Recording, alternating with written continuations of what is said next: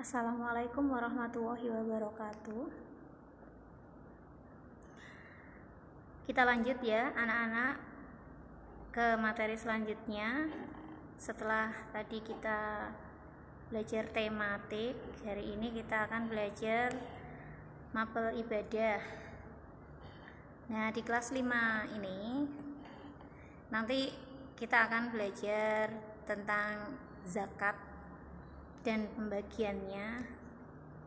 Untuk lebih jelasnya, langsung saja kita masuk ke materi. Pengertian zakat. Zakat menurut bahasa, dia berasal dari bahasa Arab, yaitu dari kata zaka yang artinya bersih atau suci. Sedangkan menurut istilahnya, mengeluarkan harta benda yang telah ditentukan jumlah dan waktunya untuk diberikan kepada orang yang berhak menerimanya. Itu menurut istilah. Kemudian selanjutnya, ini baru pengertiannya ya. Selanjutnya dasar perintahnya. Jadi Islam memberikan tuntunan atau perintah itu selalu ada dasarnya. Nah, dasar perintah mengeluarkan zakat ini berada dalam surat Al-Baqarah ayat 43. Dan zakat ini merupakan perintah agama yang harus dilaksanakan oleh setiap orang Islam. Bunyi dari surat Al-Baqarah ayat 43 adalah wa aqimus sholata wa atuz zakata warka'u ma'ar raki'in, yang artinya, dan dirikanlah sholat, tunaikanlah zakat, serta rukuklah beserta orang-orang yang rukuk. Wahyu ini diterima Nabi Muhammad pada tahun kedua Hijriah. Secara otomatis perintah menunaikan zakat sudah dimulai sejak tahun kedua Hijriah. Dan kalau kita cermati di dalam Al-Quran itu, perintah zakat itu selalu berurutan dengan perintah sholat. Selalu kita melihat di dalam Al-Quran itu wa aqimus sholata wa atuz zakah. Itu tidak hanya di surat Al-Baqarah, banyak sekali. Artinya apa? Hal ini menandakan bahwa kedua ibadah ini sama-sama pentingnya kedudukannya dalam Islam. Berarti setelah diperintahkan sholat,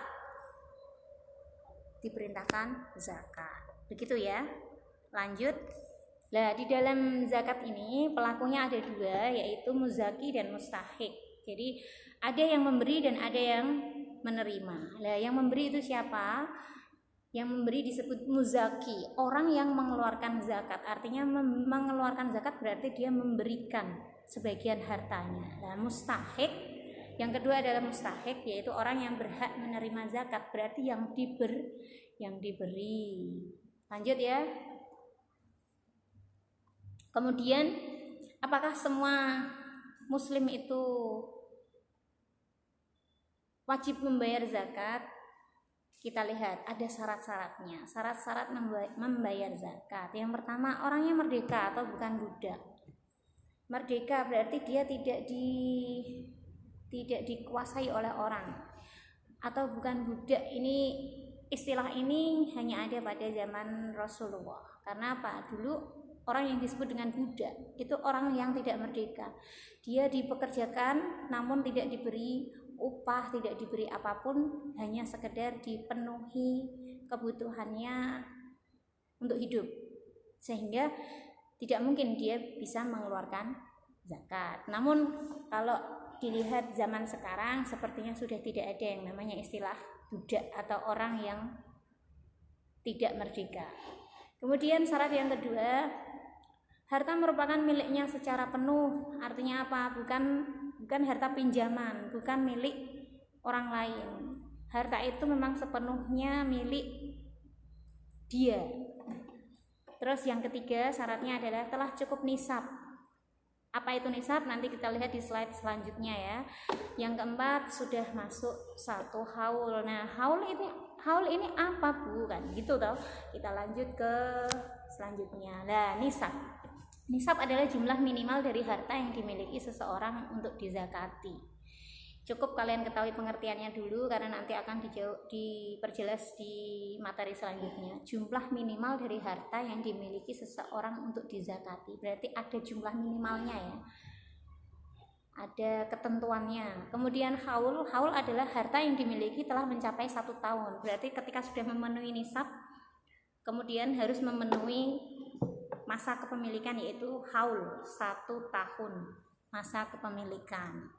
Ini nanti akan lebih paham lagi di materi-materi selanjutnya. Kemudian unsur pokok, kalau digarisbawahi di dalam zakat, unsur pokoknya ada 3. Yang pertama, ada harta untuk dizakatkan. Yang kedua, ada orang yang mengeluarkan zakat atau muzaki. Yang ketiga, ada orang yang menerima zakat atau mustahik.